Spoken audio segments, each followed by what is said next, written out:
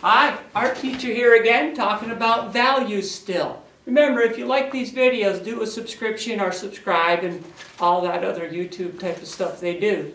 Now remember, in part 1 of the value series, we did a value scale, something like this, where you start with dark, and each one gets a little bit lighter as it goes up the scale, and the top one was white. So you might be wondering, okay, I have that, now I can do it, now what can I do with that? Well, that's a good question. You can use that skill that you developed on the value scale to do something like this, where you're creating an illusion of form, making something look solid and 3D by putting shadows on it. And here I have a circle I've taken, put the shadows on it, and it gives it a solid 3D look, like turning a circle into a sphere is the idea. And I have the light coming from this direction, and there are different parts of this shadow, and put together, if you get the right parts in the right place, you end up with a solid three-dimensional looking sphere. And in this case I used shading, but you can use other techniques also. Here I used a technique called hatching, where you use sets of lines that do not cross each other. Here I used stippling, and that's a technique where you use little dots and put them close together to make it look darker. And here I have cross-hatching, where you crisscross sets of lines in order to make darker or lighter areas. So those are some examples that I made of using value with different techniques to create this idea. Now, what you're going to need for this lesson is a piece of paper, a roll of tape, or something else that's circular. You could use a compass, but I'll just use this roll of tape, and a pencil. And that's about all you're going to really need. Number 1, start by making a circle on your paper like that. You see? Just like that big one right there. Then you're going to have to think of where the light is coming from, and I'm going to put an arrow where my light is going to come from, just like that one right there. Then I'm going to draw right here what's called the cast shadow. The cast shadow is the shadow that is on the table where the object is sitting. So that's what you mostly think of when you think of a shadow. And here I'm going to draw the edge of the table so you can orient yourself with this also, and that's always good to do. So make the circle, make a little arrow, and get a sense of the cast shadow coming off that circle. So the cast shadow comes off the circle onto the table, right, going off in the opposite direction of where the light is coming from. And then I'm going to just maybe even use a ruler. You can use a ruler if you want. You don't have to. And I'm going to make a little line going behind it. So start off with that. That shouldn't be very difficult to do. The cast shadow takes a little practice to get that oval right, but that just takes a couple times of doing it. You whoosh, and you'll get it. And that's what I've done down here. Now, obviously, the first place the light hits is going to be white. That's called the highlight. So I'll go ahead and write that over here. I've seen it spelled both ways, H-I-G-H or H-I, but I'm going to go with the H-I-G-H. That's the highlight. Then there's a band of darker shadow that goes around the middle area of it. Now here's what's cool.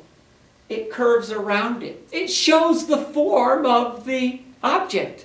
You can show the form of the object by, in this case, because it's circular, by curving the shadow around it. Same with the face. You can show the form of a face, there's a shadow coming across a face, by making the shadow go maybe up and around the nose like that. Whatever you're drawing or painting, keep that in mind. You can show its form by using shadows. Anyway, this is called the core of the shadow. That's the darkest part. And then down here, this is a little bit counterintuitive. But down here is called the reflected light. That's actually lighter.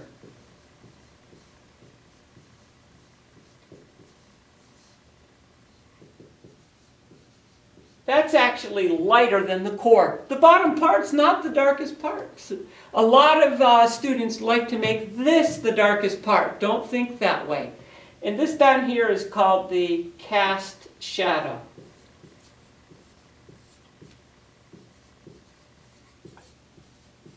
And I have a little bit in front of that. You can see that's the cast shadow down here.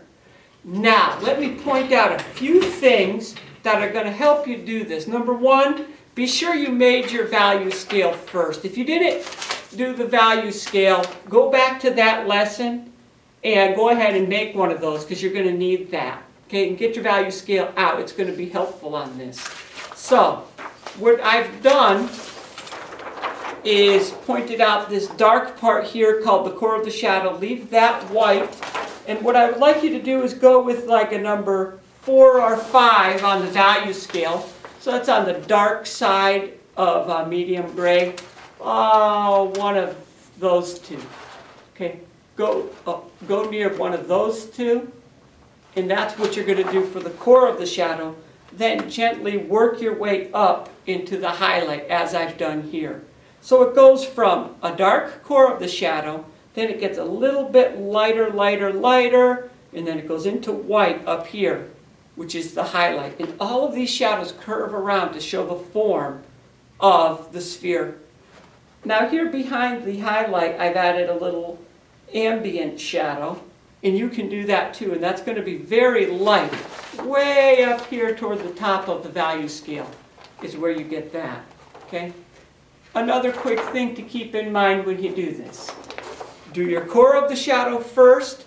Don't make it at the bottom. Don't make it black, black, black. Don't make it totally dark. Make it kind of on the dark end of medium, okay? Then go gently, graduated tone, I guess is the term. I don't like to get too much involved in terms, but that's a pretty good one. A graduated tone, meaning it gradually gets lighter, lighter, lighter, then goes up into white. But down here you have a graduated tone going down from dark in the middle, going down, down, down, gets a little bit lighter right here. And one of the most beautiful parts about making a sphere like this is the contrast between the cast shadow and the reflected light here. Make the cast shadow darker than the reflected light on the inside. Then the cast shadow can get a little lighter as it diffuses out toward the outside. Hope you get that. So the cast shadow is darker here than the reflected light, and it gets a little bit lighter as it goes out. So that's a really nice effect. That's going to be probably one of the most important parts of it. Okay? Another important thing is make sure your core of the shadow curves around the sphere. Make sure the reflected light is lighter than the core of the shadow, and make sure that the shadows diffuse, or you have a graduated tone as it goes up into the highlight. Then you can add a little ambient shadow up there behind the highlight. So that's pretty much going to take care of it. I'm trying to keep these a little bit more brief, and that comprises part 2. If you do that, do this one. Be sure to make a good circle with it. Make your cast shadow. Make a line behind it for the table, maybe an arrow showing where the light's coming from. Curve the core of the shadow around, make that a medium sort of value, medium, dark end of medium.